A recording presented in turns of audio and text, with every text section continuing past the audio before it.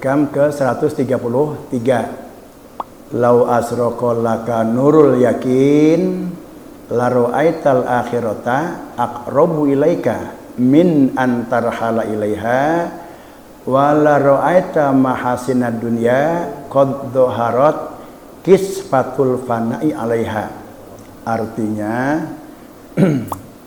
lau asroqa laka nurul yakin, seandainya cahaya keyakinan itu menerangi kamu, la ra'aita, pasti engkau akan dapat melihat al-akhirata, akhirat, aqrabu ilaika, lebih dekat jaraknya kepada engkau, min antarhala ilaiha, daripada jarak yang akan kamu tempuh.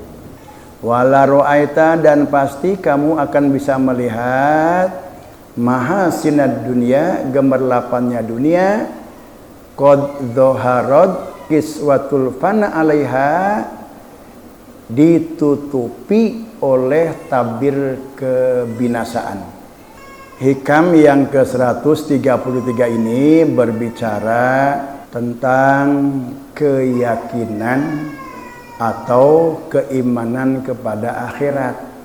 Pada masa Rasulullah SAW, orang-orang kafir itu nggak percaya kepada adanya akhirat. Kenapa mereka nggak percaya kepada adanya akhirat?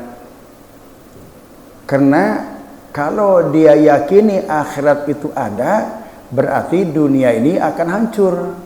Sementara dia tidak menginginkan apa yang dia miliki di dunia ini selesai sampai di situ. Yang kedua, dia akan malu kalau di dunia ini dia tidak menjawab perintah-perintah Allah Subhanahu wa taala, sehingga dia tidak mengakui adanya akhirat. Jadi orang-orang fakir itu bukan hanya sekarang, dulu pada masa Rasulullah pun juga sampai sekarang, orang-orang kafir dulu, sekarang, dan nanti selamanya, kalau orang-orang kafir itu dia tidak mengakui, tidak meyakini adanya akhirat. Akhirat itu apa? Akhirat itu adalah kullu ma ba'dal maut, segala sesuatu yang datang setelah kematian, itu namanya akhirat. Wa kullu ma qoblal maut huwa dunya, kalau yang ada pada sebelum kematian itu namanya dunia. Sekarang nih kita nih punya motor, kita punya jabatan, kita punya toko, kita punya rumah dan lain-lainnya, kitanya masih hidup. Nah, itu adalah dunia tuh yang kita punya itu. Termasuk juga ilmu yang kita miliki, kendaraan yang kita miliki, rumah yang kita miliki, uang yang kita miliki, perusahaan yang kita miliki, sementara kita masih hidup, itu dunia. Kalau kita sudah meninggal dunia, maka apa yang terjadi itu namanya akhirat. Sejak kapan orang begitu meninggal dunia, sakratul maut, keluarlah ruhnya, lalu mati. Mati diurus, itu dia belum masuk ke wilayah akhirat, masih di dunia, karena masih ada. Nah, awal yang namanya akhirat itu apabila mereka sudah dikubur.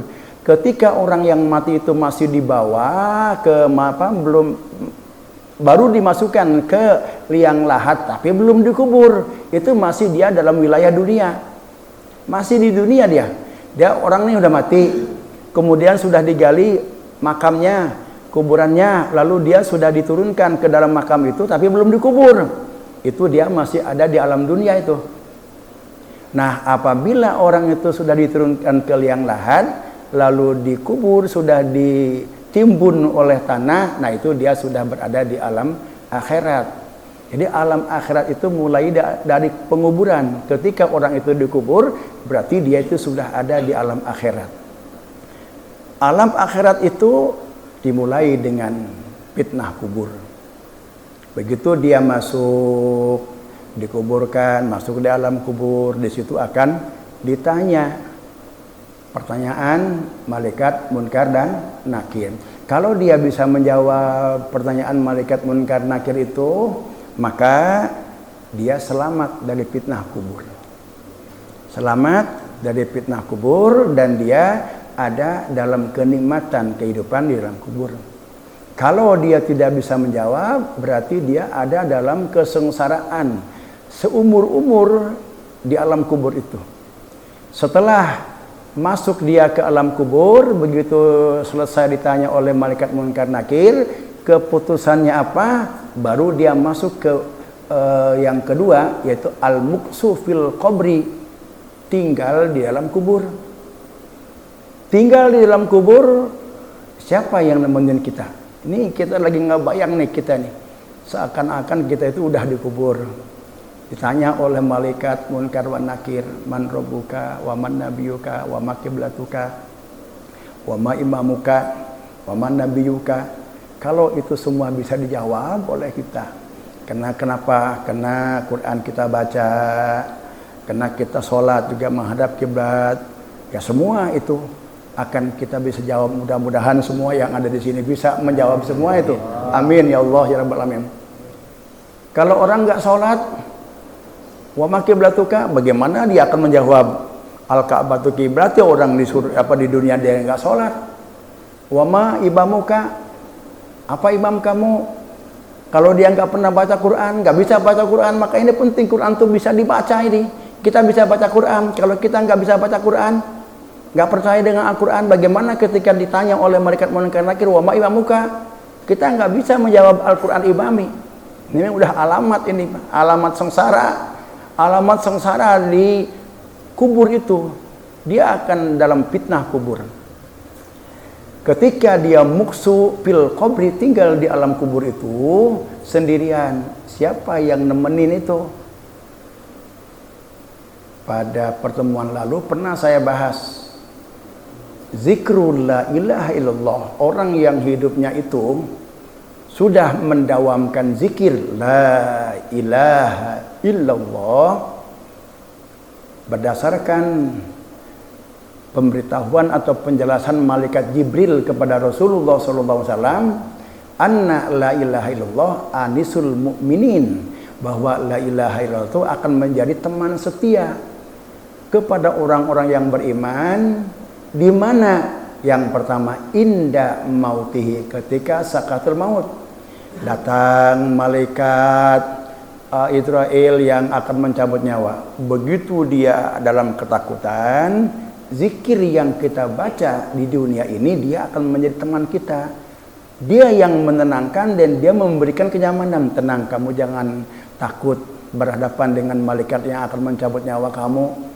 Bersama dengan saya akan menemani kamu. Itu zikir itu. Makanya zikir ini jangan sampai ditinggal ini. Harus dibaca. Baik itu yang sudah ditalkin atau yang belum ditalkin. Yang kedua, la ilaha illallah itu adalah sebagai teman setia fil muksi, ketika kita tinggal di alam kubur. Maka kalau kita sudah terbiasa zikir, nanti ketika al-muksu fil qabri, tinggal di dalam kubur kita sendirian, itu akan ditemani oleh la ilaha illallah itu yang kita baca setiap di dunia itu setiap hari. Itu akan menjadi teman setia kita nanti ketika muksu fil qabri, kita tinggal di alam kubur menunggu datangnya hari kiamat. Datangnya hari kiamat kapan? Wallahu alam. Berapa ratus tahun dari mulai kematian, misalkan ini ada yang mati meninggal hari ini, lalu dia ada dalam kubur, berapa tahun dia menunggu sampai kepada kiamat? Mungkin ratusan tahun. Kalau dia ada dalam kebaikan, insya Allah dia walaupun lama 100 tahun, dia nggak akan merasa kesulitan selama setahun. Tapi udah kalau dia itu sudah tersiksa di alam kubur, menunggu hari kiamat yang gak jelas berapa lamanya dia menunggu, luar biasa sengsaranya itu. Ini baru awal-awal, belum nanti keputusan terakhir surga dan neraka. Ini baru kubur, ini baru fitnah kubur. Nah kemudian setelah masih dalam akhirat itu al-muksu fil qabri, kemudian apa? Ba'as. Ba'as itu dibangkitkan manusia dari alam kubur. Seperti apa manusia dibangkitkan dari alam kubur itu? Yub'asu kullu ibadin ala ma mata alaihi. Manusia itu nanti akan dibangkitkan Allah itu tergantung bagaimana dia kelakuannya di dunia. Kalau dia kelakuannya paman kana muadzinan yub'asullahu muadzinan. Kalau dia sewaktu di dunia itu sebagai tukang muazin, tiap waktu zuhur azan, datang asar azan, maghrib azan terus. Dia kerjaannya itu di dunia itu sebagai muadzin, yub'asu. Maka nanti akan dibangkitkan Allah pada hari berbangkit itu muazzinan dalam keadaan azan. Begitu dia keluar dari alam kubur terbelah, keluar dia berdiri, langsung Allahu Akbar, Allahu Akbar. Wa man mata muharraman, kalau ada orang yang meninggal dunia dalam keadaan ihram, baik ihram haji maupun ihram umroh, yub'asullahu mulabbiyan, maka Allah nanti akan membangkitkan dia itu mulabbiyan dalam membaca talbiyah. Labbaik Allahumma labbaik. Begitu dia bangkit dari dalam kuburnya, Masya Allah, labbaik Allahumma labbaik, ya Allah selamat datang, aku datang ya Allah. Itu labbaik Allahumma labbaik itu kalau bahasa kita begitu, ya Allah aku datang, ya Allah aku datang. Labbaik Allahumma labbaik, membaca talbiyah. Makanya marilah kita ini kondisikan kita menjadi orang-orang yang selalu di dalam kebaikan, sehingga nanti ketika kita yaumul ba'ats itu dibangkitkan oleh Allah dalam kebiasaan kita waktu di dunia.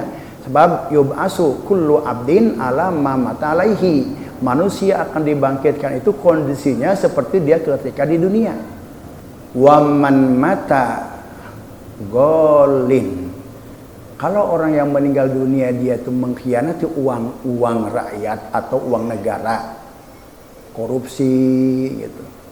Kemudian dia mendapatkan sebuah tugas pekerjaan untuk mengerjakan suatu pembangunan yang diamankan negara, kemudian banyak yang keluar, banyak yang bocor, maka yub'asu bigululihi, orang itu akan dibangkitkan Allah nanti dalam keadaan apa yang dia bawa, dan dia nanti begitu bangkit langsung mikul barang yang dia selingkuhi waktu di dunia.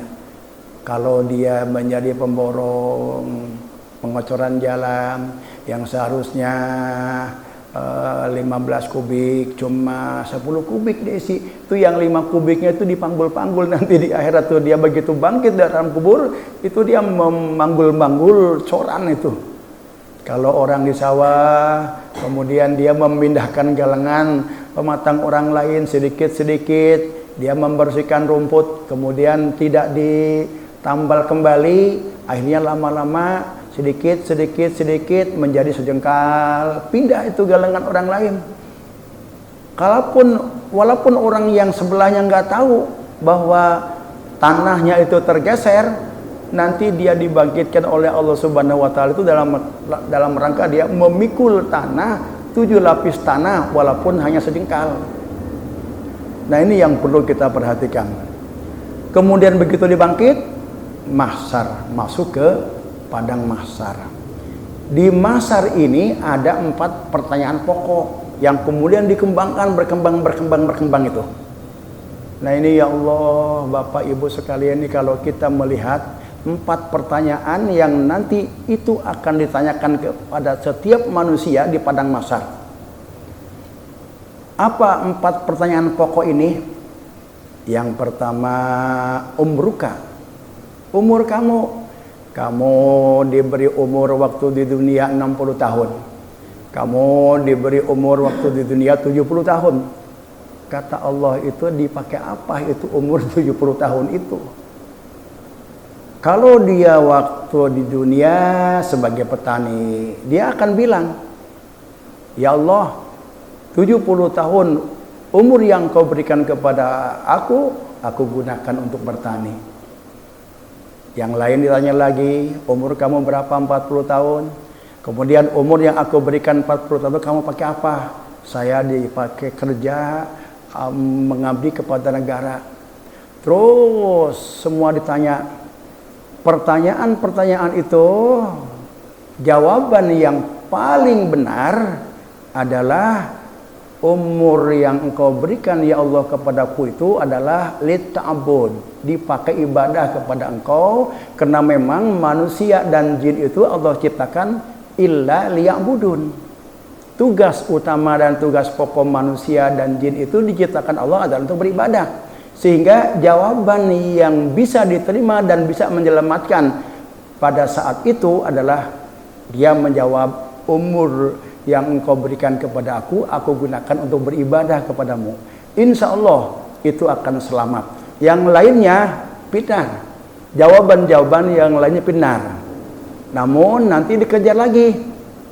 Kalau ada orang yang dagang selama 70 tahun dagang dia. Tadi jawabannya, selama 70 tahun itu kamu pergunakan apa tuh umur yang aku berikan kepada kamu? Pakai dagang. Nah itu belum, masih dikejar lagi. Dagang yang kamu tuh niatnya apa? Untuk apa kamu dagang itu? Ya Allah, saya dagang ini untuk memenuhi sarana-sarana untuk saya ibadah.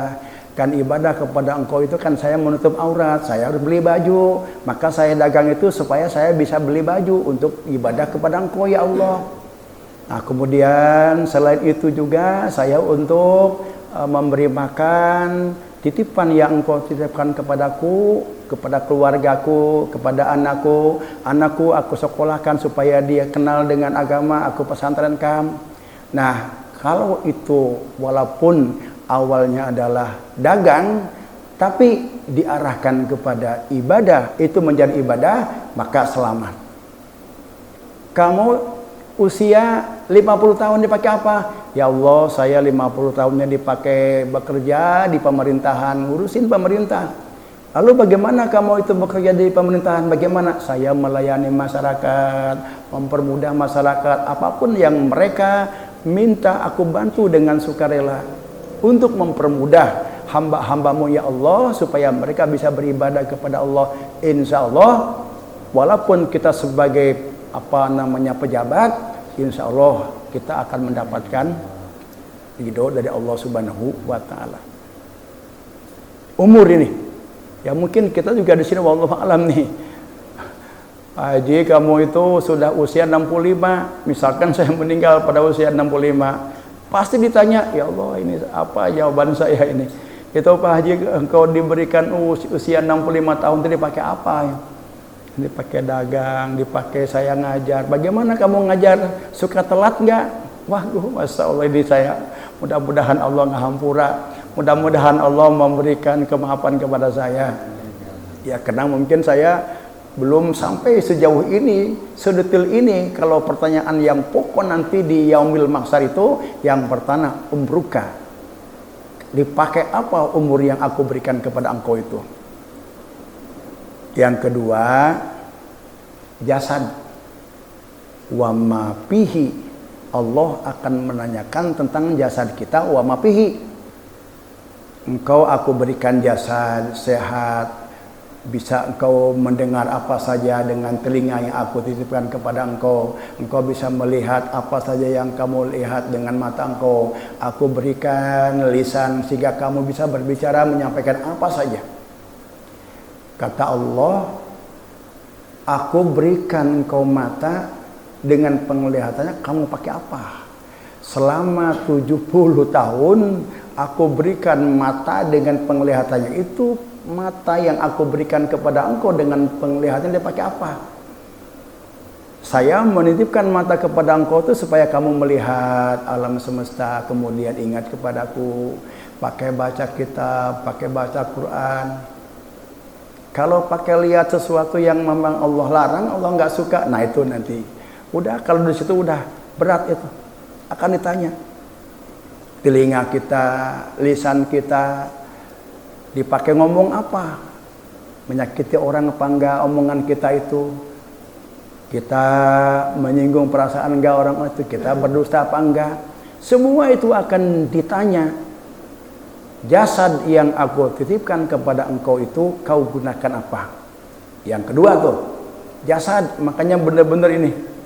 Kalau kita terus hayati, Masya Allah, mudah-mudahan Allah memberikan ampunan kepada kita semua yang selama ini kita menyalahgunakan jasad-jasad yang Allah berikan kepada kita. Sampai kepada tangan kita ditanya, kau gunakan tangan itu untuk apa? Kaki kau jalankan kemana? Ke pengajian atau ke tempat maksiat? Kemudian farji itu kau masukkan kemana gitu? Pada haknya atau bukan? Atau kamu jual belikan farji itu? Masya Allah. Kemudian yang ketiga, yang akan ditanya tentang dunia, tentang harta benda kita. Ini yang panjang. Nabi Sulaiman, kelompok nabi yang sudah dijamin masuk surga. Tetapi nabi-nabi yang lain sudah masuk surga, Nabi Sulaiman belakangan. Kenapa? Karena mempertanggungjawabkan harta kekayaan yang Allah berikan kepada dia itu dalam keadaan hartanya baik-baik, diperoleh dengan baik. Itu berapa jaraknya dalam riwayat? 300 tahun. Para nabi dan rasul udah duluan masuk surga. Nabi Sulaiman 300 tahun baru masuk. Kenapa? Karena mempertanggungjawabkan kekayaan itu. Ini kalau kita lihat gitu, Masya Allah, ini orang-orang kaya walaupun itu hartanya halal, baik, apalagi kalau hartanya yang nggak baik, pertanggungjawabannya itu wallahu alam dah. Mudah-mudahan ini saya berasa banget di sini nih. Dunia, kekayaan yang kau miliki itu min aina, dari mana kau dapat? Wa bima anfaqahu, kau pakai apa itu? Uang yang kamu dapati, kau pakai apa? Min aina, kamu punya mobil, tanya, itu mobil kamu dapat dari mana? Boleh beli. Belinya pakai apa? Pakai duit. Terus belinya dengan cara apa? Kredit. Wah, udah. Kreditnya ada bunga enggak? Ada lebihan enggak? Ada. Udah di situ mentok udah. Masya Allah itu. Karena bagaimanapun sekecil apapun yang namanya bunga, hukumnya haram. Nah, kenapa ada banyak orang yang tahu tentang hukum, tapi dia masih bisa melakukan. Nah, inilah baru masuk kita kepada hikam ini. Ada orang yakin bahwa dia percaya bahwa Allah itu maha melihat, bahwa dia percaya bahwa Allah itu maha mendengar, dia percaya bahwa Allah itu sifat wajib maha mengetahui. Tapi dia masih sempat untuk sembunyi-sembunyi, merahasiakan sesuatu. Padahal dia tahu bahwa Allah itu maha mendengar, bahwa Allah itu maha melihat. Kenapa dia masih mau berbicara hal-hal yang sifatnya sembunyi-sembunyi? Itu persoalannya karena keyakinan dia terhadap Allah bersifat sama basor dan ilmu itu belum bersinar. Kenapa orang yang sudah tahu bahwa riba itu haram, tapi dia masih bisa melakukan? Dia yakin ayat Qur'annya, lalu dia melakukan. Nah, itu keyakinan dan keimanan dia terhadap ayat yang mengharamkan riba itu belum bersinar pada dirinya. Cahaya itu ada dua. Ada cahaya yang bisa dilihat, ada cahaya yang nggak bisa dilihat. Cahaya yang bisa dilihat seperti lampu pijar ini, dia bercahaya terang tuh, ada kelihatan cahayanya. Cahaya bisa kelihatan, matahari bercahaya kelihatan. Itu namanya cahaya yang bisa dilihat atau yang disebut dengan cahaya visual. Ada cahaya yang tidak bisa dilihat. Apa itu cahaya yang tidak bisa dilihat? Cahaya yang tidak bisa dilihat itu yang mempunyai kekuatan sampai ribuan kali dari cahaya yang terlihat. Contohnya seperti sinar X. Sinar X itu yang biasa digunakan untuk merongsen, memfoto, sehingga sinar X itu bisa menembus badan. Dia bisa merekam apa yang diinginkan. Umpamanya merekam jantung, merekam struktur tulang-tulang, badan. Nurul yakin itu maksudnya kayak begitu, bukan berarti keimanan, cahaya keimanan itu terang gebur itu di kalbunya itu, bukan itu. Dia nggak kelihatan, nur cahaya keimanan itu nggak kelihatan, tapi dia lebih dahsyat kekuatannya daripada nur yang kelihatan kayak gini. Apalagi cahaya yang kelihatan, cahaya inframerah. Cahaya inframerah itu yang ada di remote untuk menghidupkan TV, menghidupkan lain, menghidupkan motor, itu pakai cahaya itu. Dia lebih kuat dia, walaupun jarak sekian meter dia bisa nembus itu. Bukan dengan cahaya yang kelihatan ini, ultraviolet, gelombang radio, kemudian cahaya inframerah, itu cahaya-cahaya yang tidak bisa dilihat. Jadi apabila nur yakin, cahaya keyakinan.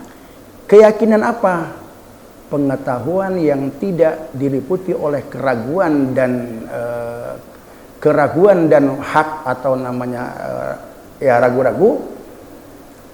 Kalau dia yakin dengan apa yang dia tahu, misalkan ini, kita tahu bahwa bunga walaupun sedikit itu riba, dan riba itu hukumnya haram. Kita yakin itu. Kenapa kita bisa melakukan? Karena keyakinan kita terhadap riba itu belum bersinar menerangi kita. Lau asroqa laka nurul yakin. Ini jawabannya. Kenapa persoalannya? Karena nur keyakinan yang ada pada diri kamu itu belum bisa menerangi otak kamu. Sehingga otak kamu itu buta. Yang buta bukan mata kamu, tapi yang buta itu otak kamu. Nggak bisa melihat larangan-larangan Allah. Kamu tahu itu larangan Allah, tapi kamu lakukan. Kenapa terjadi demikian? Karena keyakinan kamu terhadap larangan itu belum bersinar, belum menerangi diri kamu. Nah, persoalannya di situ. Bagaimana supaya keyakinan yang ada pada diri kita bersinar? Kalau keyakinan yang ada pada diri kita itu sudah menerangi diri kita, insya Allah kita akan terjaga dari apa yang kita ketahui, dari apa yang kita katakan itu nggak boleh, dari apa yang kita katakan itu larangan. Kita akan menjaga diri berdasarkan keyakinan kita. Kalau keyakinan kita terhadap larangan-larangan itu sudah bersinar menerangi diri kita. Ibaratnya gini, orang yang tahu tentang hukum, orang yang tahu tentang larangan-larangan Allah, tapi dia masih melakukan. Persoalannya keyakinan dia terhadap larangan Allah itu bersinar. Ada pemahaman dan dia yakin bahwa itu nggak boleh, tapi dia lakukan. Persoalannya belum bersinar. Kayak begini, ibarat kita punya senter. Senter mah ada pada kita itu, cuma senternya itu nggak nyala, sehingga ketika kita jalan membawa senter itu nggak kelihatan. Ada tai di depan keinjak sama kita. Kenapa? Karena senternya nggak nyala. Tahu dia itu di tempat itu rawan, ada banyak kotoran, banyak tai, tapi dia lewat situ, keinjak tai itu. Kenapa dia lakukan? Karena senternya nggak nyala. Kayak begitulah kira-kira jika keimanan kita itu belum bersinar, seperti kita berjalan dalam kegelapan walaupun bawa senter. Kenapa? Karena senternya belum nyala. Sebab kalau itu sudah bersinar, lau asraqa laka nurul yakin. Andai kata nur keyakinan kamu itu telah menyinari diri kamu, la ru'aital akhirata aqrabu ilaika. Kamu akan melihat akhirat itu lebih dekat dari apa yang dari jarak yang akan kamu tempuh. Maksudnya apa? Kamu melihat akhirat lebih dekat itu, apapun yang dia lakukan selalu akhirat menjadi pertimbangan. Ini kalau saya lakukan ini, bagaimana nanti saya sengsara enggak di akhirat? Selalu apapun yang akan dia lakukan pertimbangannya akhirat. Bagaimana kalau saya lakukan ini di akhirat nanti saya? Nah, itu menunjukkan bahwa iman kita itu sudah bersinar. Nah, bagaimana supaya itu bisa menerangi diri kita? Yang pertama adalah kasratu zikri la ilaha illallah. Perbanyaklah zikir. Nah, lagi-lagi zikir. Makanya zikir ini marilah kita laksanakan zikir, jangan sampai enggak. Zikirnya berapa banyak? Banyak itu ada 3 tingkatan. Ada banyak tingkat rendah, ada banyak tingkat menengah, ada banyak tingkat tinggi. Banyak tingkat rendah itu para ulama menyebutkan 700. Udah, kita kalau berzikir itu minimal 700. Tapi berzikirnya itu asal jangan zikir. Zikir itu apa artinya? Zikir zakara yadhkuru zikron, mengingat.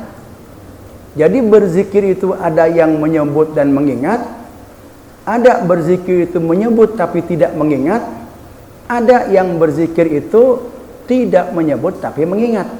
Zikir yang menyebut itu lisannya mengucapkan la ilaha illallah, hatinya ingat kepada Allah. Itu artinya berzikir dan mengingat itu. Ada yang berzikir tapi enggak mengingat. Lisannya membaca la ilaha illallah, hatinya enggak ingat sama Allah. Ingat kemana-mana. Ingat ke mall, ingat kepada rumah, ingat kepada perusahaan. Padahal mulutnya sedang la ilaha illallah. Pikiran kemana-mana.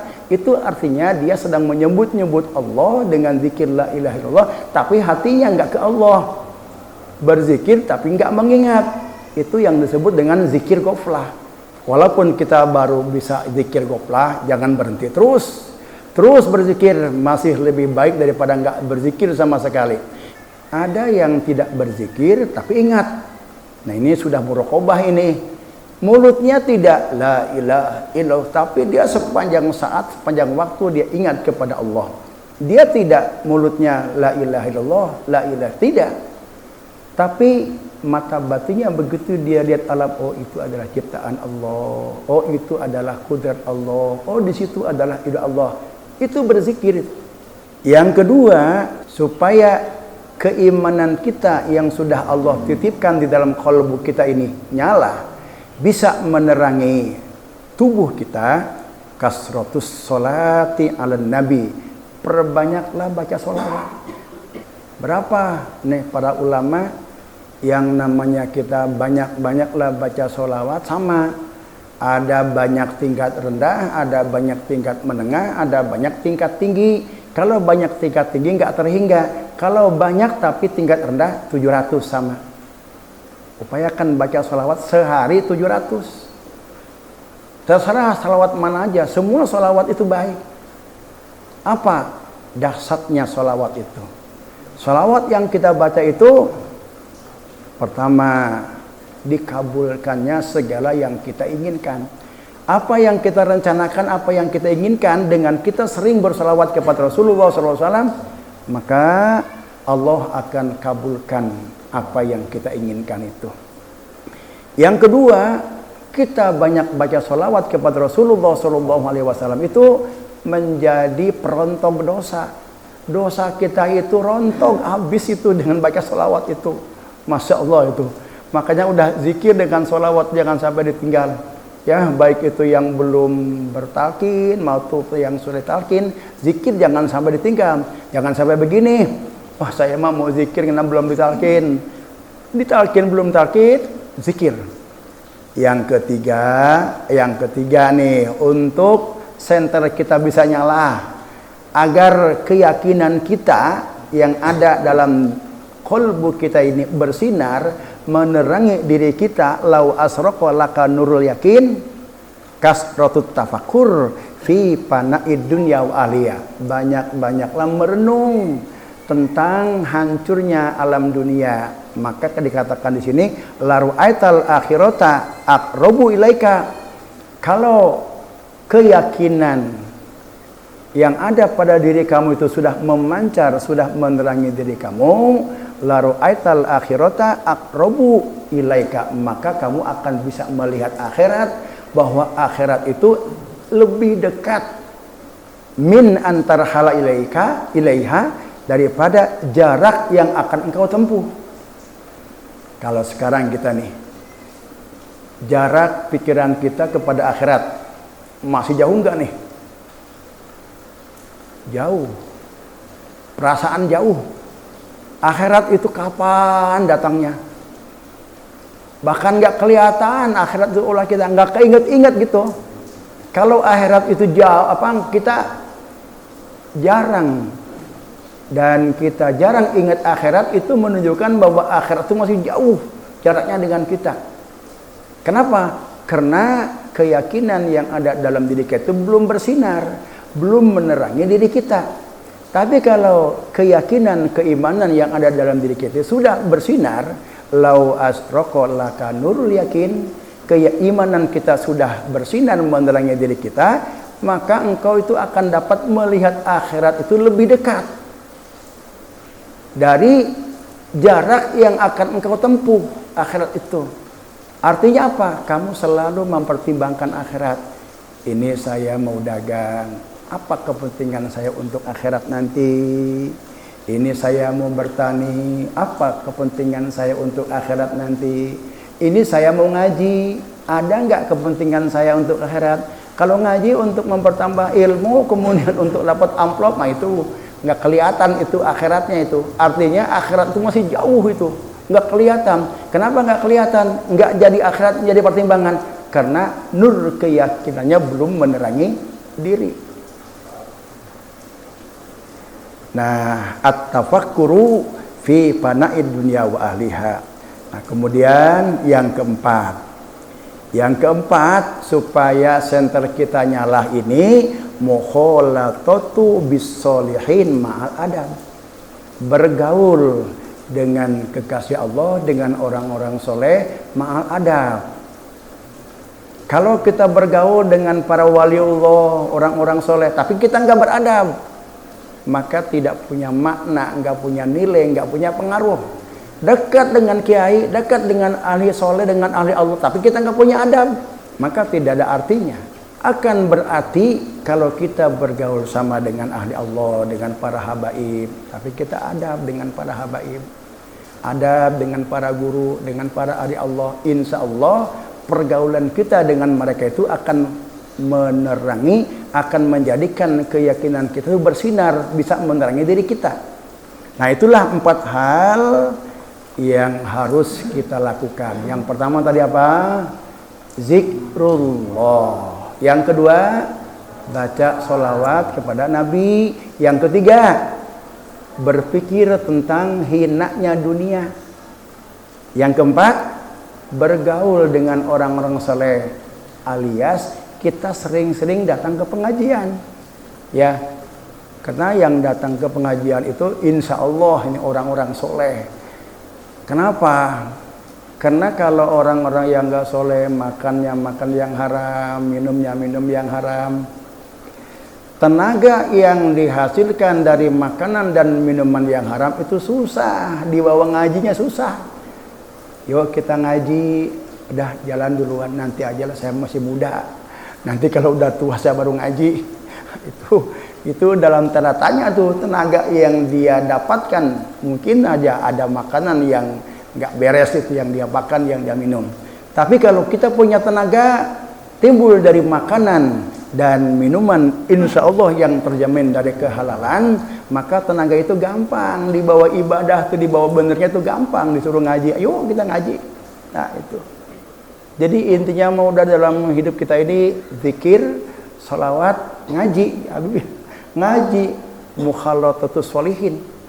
Ngaji ini, majelis taklim ini adalah raudhah.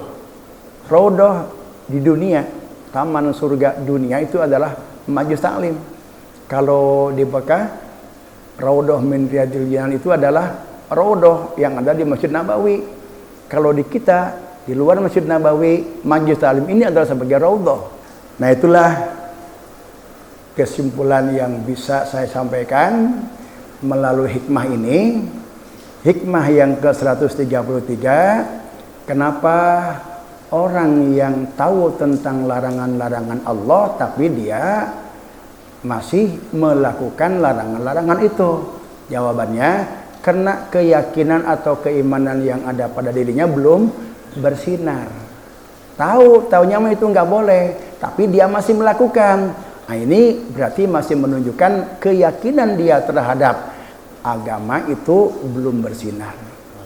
Hikam yang ke-134, wallahu alam bissawab. Allahumma shalli ala Muhammad ya Rabbi shalli alaihi wa sallim ya Rabbi shalli alaihi wa sallim kutub rabbani wa